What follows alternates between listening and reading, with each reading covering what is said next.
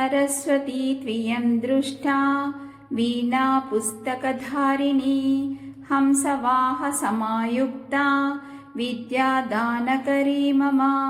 प्रथमं भारती नाम द्वितीयं च सरस्वती तृतीयं शारदा देवी चतुर्थं हंसवाहना पञ्चमं जगति ख्यातं षष्ठं वागीश्वरी तथा कौमारी सप्तमं प्रोक्ता अष्टमं ब्रह्मचारिणी नवमं बुद्धिदात्री च दशमं वरदायिनी एकादशं क्षुद्रघण्टा द्वादशं भुवनेश्वरी ब्रह्मी द्वादशनामानि त्रिसन्ध्यं यः पठेन्नरः सर्वसिद्धिकरी तस्या प्रसन्ना परमेश्वरी सा मे वसतु जिह्वाग्रे ब्रह्मरूपा सरस्वती।